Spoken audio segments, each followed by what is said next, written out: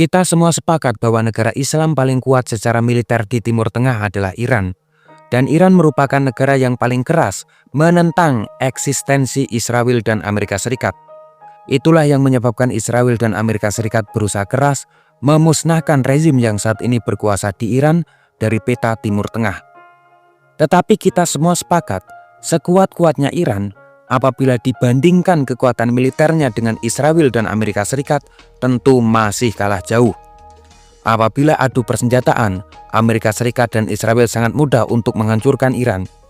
Misalkan kapal induk Amerika Serikat dikerahkan dan Iran mengerahkan semua angkatan lautnya, kapal induk Amerika Serikat akan sangat mudah menghancurkan semua kekuatan angkatan laut Iran. Oleh karena itu, Iran tidak akan pernah berani untuk menggunakan kekuatan militernya saja dalam menghadapi Amerika Serikat dan Israel. Tapi Iran punya cara yang sangat cerdik untuk bertahan lebih lama atau melawan Amerika Serikat dan Israel. Dan ini terbukti berhasil membuat Amerika Serikat dan Israel kewalahan. Apa strategi yang digunakan oleh Iran? Kita akan bahas di video kali ini.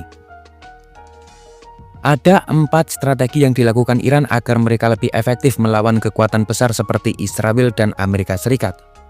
Keempat strategi tersebut yaitu 1. Menyatukan penduduk, 2. Membangun aliansi, 3. Meningkatkan opini global, dan yang keempat melemahkan musuh. Mari kita kupas satu persatu. Yang pertama, menyatukan penduduk.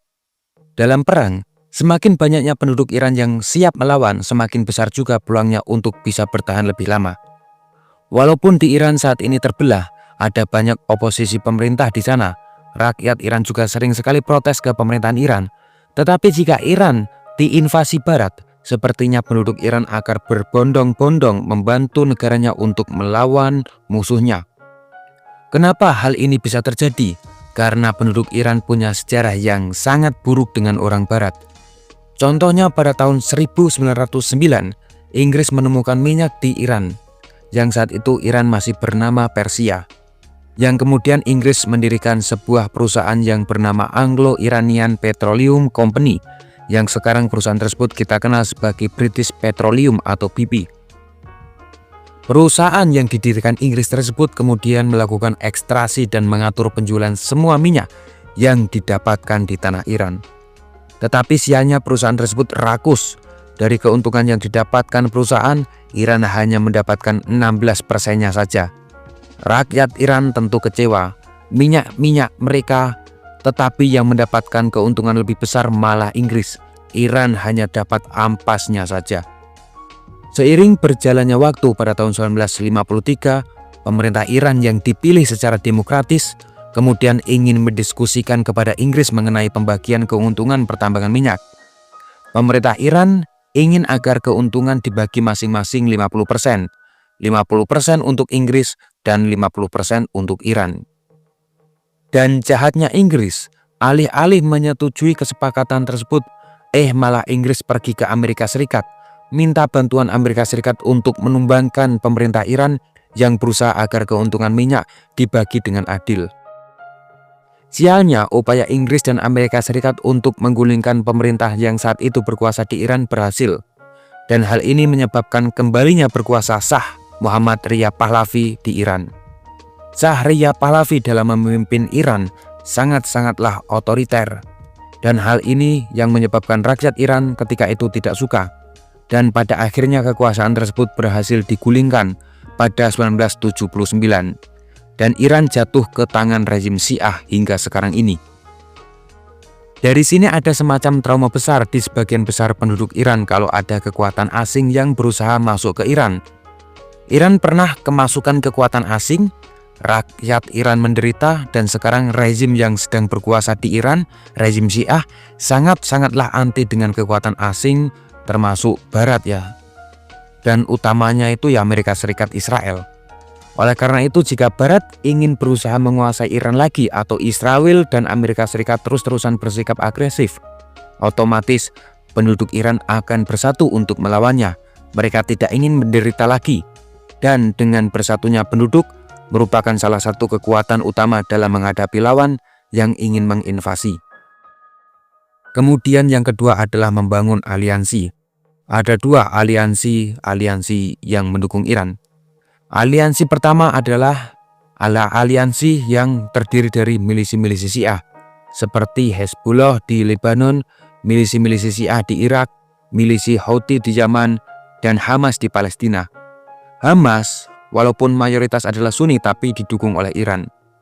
Dan sebenarnya milisi-milisi tersebut bukanlah aliansi penuh Iran, bukan milisi yang dibawa langsung Iran. Mengapa? Karena mereka walaupun bersama-sama melawan Amerika Serikat, tetapi milisi-milisi tersebut tidak sepenuhnya tunduk kepada pemerintah Iran, tidak sepenuhnya mau melaksanakan perintah Iran semuanya. Mereka dekat dengan Iran karena punya tujuan yang sama.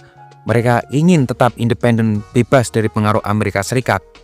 Jadi Iran tidak bisa mengatur-atur milisi-milisi tersebut, tetapi Iran memberikan bantuan militer dan finansial ke mereka. Dan ini cukup efektif karena ulah mereka membuat Amerika Serikat dan kawan-kawannya tidak tenang dan merasa terganggu. Kemudian lapisan kedua ada Rusia dan Cina. Rusia dan Cina akan sangat membantu Iran. Apa kepentingan Rusia terhadap konflik Iran dan Amerika Serikat misalnya? Rusia ingin Amerika Serikat dan Iran tetap berkonflik. Dengan seperti itu akan mengalihkan perhatian Amerika Serikat dan melemahkan Amerika Serikat karena kehilangan fokus.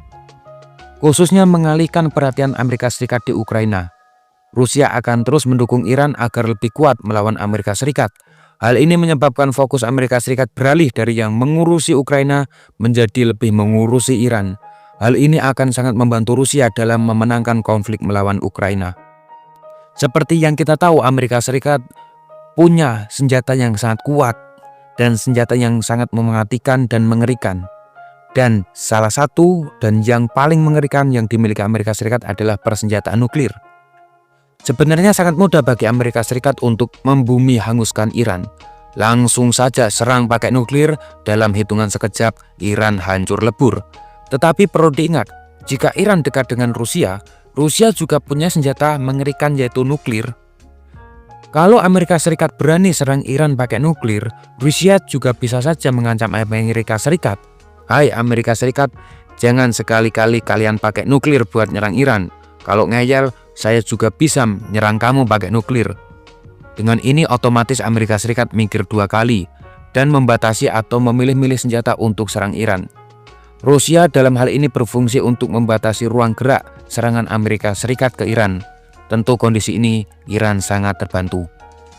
Kemudian Cina. Kenapa Cina harus membantu Iran? Apa yang dimiliki Iran yang sangat dibutuhkan Cina? Seperti yang kita tahu, ekonomi Cina terus naik menjadi raksasa ekonomi Cina. Dan untuk terus meningkatkan ekonominya, ada satu hal yang sangat penting yang harus tetap dijaga oleh Cina. Apa? Yaitu minyak. Dan disinilah peran Iran sebagai penyuplai minyak untuk Cina. Oleh karena itu Cina perlu membela Iran untuk mengamankan pasukan minyaknya agar tidak diganggu oleh Israel dan Amerika Serikat dan kawan-kawannya. Kemudian yang ketiga adalah opini global. Seperti yang kita tahu, banyak masyarakat dunia marah terhadap kelakuan Israel yang melakukan genosida di Palestina. Dari sini Iran akan terus memainkan peran dalam konflik di Palestina. Semakin banyak orang marah ke Israel, waktu demi waktu masyarakat internasional akan lebih bersimpati ke Iran. Dan ini sangat membantu Iran. Seperti yang kita tahu, Amerika Serikat dan di Eropa banyak protes yang dilakukan oleh masyarakat agar genosida di Palestina segera dihentikan. Warga Amerika dan Eropa banyak sekali yang tidak setuju atas perlakuan Amerika dan Israel ke Palestina. Ini yang kemudian dimanfaatkan oleh Iran. Kemudian yang keempat adalah melemahkan musuh. Ketika Iran ingin diserang oleh Amerika Serikat, tentu yang dilakukan oleh Amerika Serikat adalah membangun koalisi besar. Hal ini dilakukan Amerika Serikat untuk memperkuat legitimasinya. Koalisi besar yang dibentuk Amerika Serikat tersebut bisa terdiri dari NATO, Israel, negara-negara Timur Tengah termasuk Arab Saudi. Perlu diingat bahwa ketika ada konflik, belum tentu negara-negara Timur Tengah seperti Arab Saudi membela Iran. Bisa jadi mereka lebih membela Amerika Serikat ataupun Israel. Kenapa hal tersebut bisa terjadi? Karena seperti yang kita tahu, sudah sejak lama Arab Saudi dan Iran bermusuhan. Mereka bersaing ingin menjadi nomor satu di Timur Tengah. Dan Arab Saudi sangat ketergantungan oleh Amerika Serikat. Arab Saudi membutuhkan keamanan dari Amerika Serikat bila sewaktu-waktu Arab Saudi diserang oleh musuh-musuhnya di Timur Tengah. Jadi, koalisi yang terbentuk bisa NATO, Israel, dan negara-negara Timur Tengah musuhnya Iran untuk serang Iran.